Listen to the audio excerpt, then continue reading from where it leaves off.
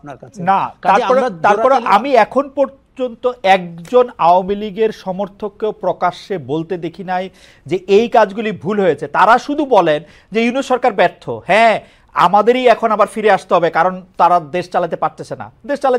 তারা 150টা কারণ আছে। দেখুন, আমি খালেদ গণ অভ্যুত্থানকে বাংলা মানে অত্যন্ত পিওর ফর্মের জনগণের অভ্যুত্থান বলতে পছন্দ করি। কেননা এই ছেলেগুলো 50 জনও ছিল না জুলাই মাসের 1 তারিখে, আমি যতটুকু জানি। এরা কিন্তু, আমি এটাকে নাম দিয়েছি ক্রাউড সোর্স রেভলিউশন। তারা বিভিন্ন জায়গা থেকে হ্যাভারসেক নিয়ে ক্যাম্পাস থেকে এসে হাসিনার বিদায় ঘটিয়ে আবার কেউ কেউ ক্যাম্পাসেই ফেরত গেছে। রাজনৈতিক দলগুলোর কোনো কাঠামোর ভেতরে বাংলাদেশের মানুষ রাস্তায় নামে নাই। পরপর 3টি খারাপ নির্বাচন হওয়ার পরেও, এত মানুষ গুম খুন হওয়ার পরেও, এত অত্যাচার হওয়ার পরেও, তার মানে হচ্ছে জনগণের হাতে শেখ হাসিনার বিদায় হয়েছে, জনগণের হাতে, ছাত্র জনতার হাতে আওয়ামী লীগ শাসনের পতন হয়েছে।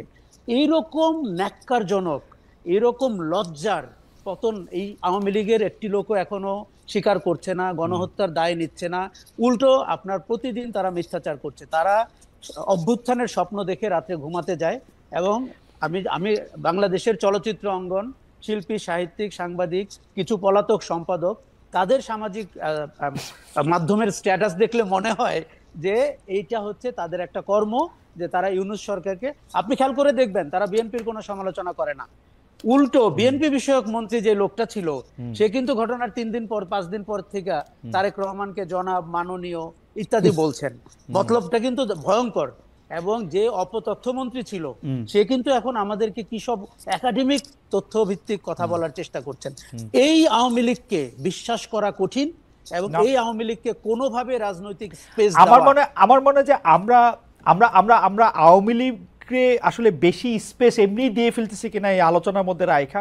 কারণ জনগণের মধ্যে আমি এইটা একদম জনগণের হাতে পতনটারে আমি একদম মনে করি যে সঠিক 3টা শব্দ। কিন্তু আশা ভাই, আপনি 1 মিনিট আর একটু বলবেন কিনা, যেটা জনগণের হাতে পতন আপনি বলতেছেন, এই কথার জন্য আপনি আজকে ট্রল হতে পারেন। কারণ আমরা দেখতে পাইতেছি শেখ হাসিনার পতন ঘটাইছে 1 2 3 4 5 10 জন, 12 জন, 15 জন ছাত্র, যারা বিসিএস পরীক্ষা দেওয়ার জন্য, ওইখানে কোটা থাকবে কি থাকবে না ওইটা দেওয়ার জন্য যারা আন্দোলন করতে গেছিল, তারপরে তাদের প্রেশার অন্য অনেক কিছুতে তারা আসলে স্বীকার করে নাই এবং তারা ওইখানে দাঁড়িয়েছিল, প্রাণ দেওয়ার জন্য প্রস্তুত ছিল। সেই 12 জনই আসলে শেখ হাসিনাকে সরাইছে এবং সেই জন্য তারা 135টা গাড়ি দিয়ে চলবে, সেই জন্য আজকে তারা যাকে ইচ্ছা যা খুশি তাই বলবে। মানে এইটারে আপনি আসলে কি হয় দেখেন, 24 আর 71 মিলায় একটা কাহিনী করবে, যেটা ইচ্ছা সেটা তারা করতে থাকবে। এটা কেমন কথা? দেখুন, 71কে আমি দূরে রাখতে চাই এবং যারা 71কে 24-এর কাছে টেনে আনেন, দেখুন কিছু মিল তো আছে। আমরা মুক্তির কথা বলতে চেয়েছি, ফ্রিডম অফ স্পিচ চেয়েছি, সেগুলো কিন্তু তাত্ত্বিক কথা। কিন্তু ফ্যাক্ট হিসাবে 1971 মুক্তিযুদ্ধ, এগুলোকে যত দূরে রাখা যাবে 24-এর গর্ব তত ইউনিক হবে। দেখুন, আমি আপনাকে বলি, আপনার সাথে খালেদ আমি একদম একমত। আওয়ামী লীগকে আমরা আমাদের মাইন্ড স্পেস থেকে বিচার করছি, 24-এর সিগনিফিকেন্স দিয়ে বিচার করছি না। যারা রিফাইন্ড আওয়ামী লীগ ভাবছে, তারা সেই 76 বছর বয়সী শেখ মুজিবুর রহমানের আওয়ামী লীগকে বিবেচনা করছে। আমাদের মাথা থেকে আওয়ামী লীগের ভূত তাড়াতে হবে এবং আমাদের মাথা থেকে এটি যতদিন না সরাবে, খালেদ আপনি জানেন আমরা প্রত্যেকেই কিন্তু ফ্যাসিজমের শিকার। আমাদের প্রত্যেকের চেতনার মধ্যে এক টুকরো হাসিনা ঢুকে গেছে, এক টুকরো আওয়ামী দুঃশাসন ঢুকে গেছে। আমাদের কারো কারো আচরণে, ইভেন 5ই অগস্টের পরে আমি আওয়ামী লীগের আচরণ দেখতে পাই। কেননা তারা আমাদের কোনো নতুন জেনারেশন ভাবতে শুরু করেছিল দল তো একটাই, শাসন তো একটাই এবং বিকল্প নাই, এবং কোনো বিকল্প নাই। দেখুন, আপনি জানেন আমি পুনর্বাসন কেন্দ্রের কথা বলেছি।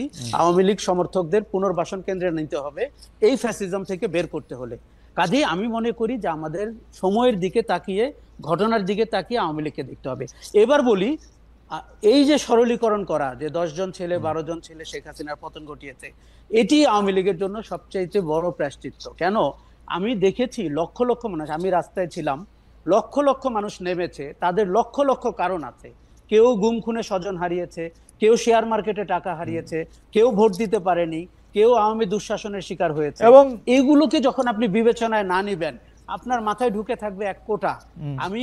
আমি 17ই জুলাই বলেছিলাম, এটি চাকরি পাওয়ার আন্দোলন না, এটি মানুষের যে মনের যে ক্ষোভ, যে রাগ, যে অভিমান, যে ঘৃণা, এটি তার আন্দোলন। না, অ্যাবসলিউটলি। কিন্তু ডক্টর ইউনূস ক্লিনটন ফাউন্ডেশনে গিয়ে আমি জাতিসংঘে বলছিলাম ভুলে হচ্ছে মাস্টার মাইন্ড, এটা আমরা একটা মেটিকুলাস ডিজাইনের মধ্যে থেকে ওরা পেছন দিতে করছে বলে টেলে। ওরা কিন্তু প্রথমে এরকম ছিল না, এটা ডক্টর ইউনূসের এটা জবাব দিতে হবে যে উনি যে আইসা এদেরকে শত্রু বানায় দিল। আসলেই আমি আমি সেই দিন থেকে ওনার সমালোচনা করেছি, যেই দিন উনি সরলীকরণ করেছেন, এবং উনি কিন্তু এই বাচ্চাদেরকে এই আন্দোলনকারীদের শত্রু বানাইছে, সবার এই বিএনপি শত্রু বানাইছে, যখন সবার শত্রু বানাইছে। ওয়েস্টার্ন, আপনি আমেরিকাতে থাকেন, পশ্চিমা বিশ্বে কিছু শব্দ ইউজ করা হয়, রকস্টার, মাস্টার মাইন্ড, এখনো পশ্চিমা অডিয়েন্সকে এক শব্দে বলতে আপনি অনেক সময় কার্যকর, কিন্তু এইটার যে রাজনৈতিক এফেক্ট, এইটার যে সামাজিক এফেক্ট, এটা ওনার ভাবা উচিত ছিল। মাস্টার মাইন্ড ওনার বলা উচিত ছিল না, ছাত্ররা তার নিয়োগকর্তা। এখন এটি বলে আপনি জানেন, আমরা যদি ভবিষ্যৎ দ্রষ্টা হই, ভবিষ্যতে যে উনি কত বেকায়দায় পড়তে যাচ্ছেন।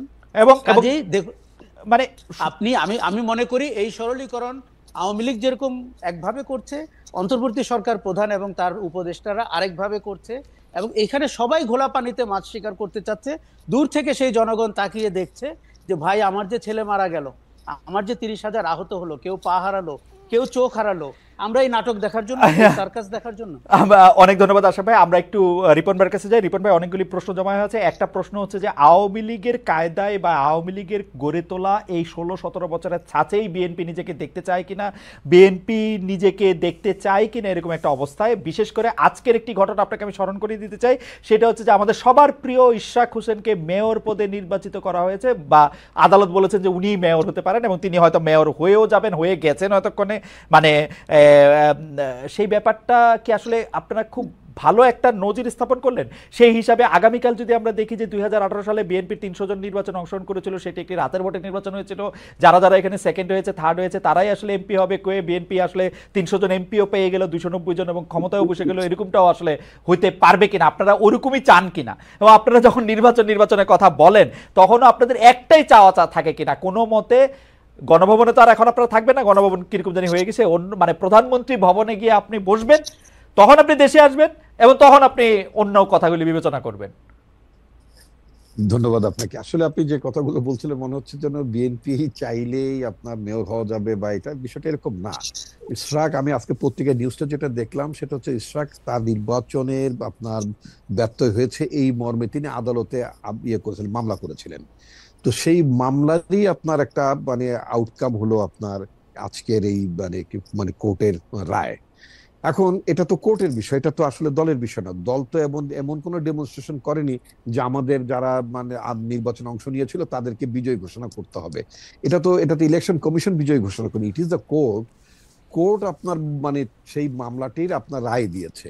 চট্টগ্রামে রায় দিয়েছে, এখন মানে সেটা কোর্টই দিয়েছে, তাই না? এখন আপনি এই কোর্টের রায়ের বিবেচনা বোধ অথবা এটাকে আপনি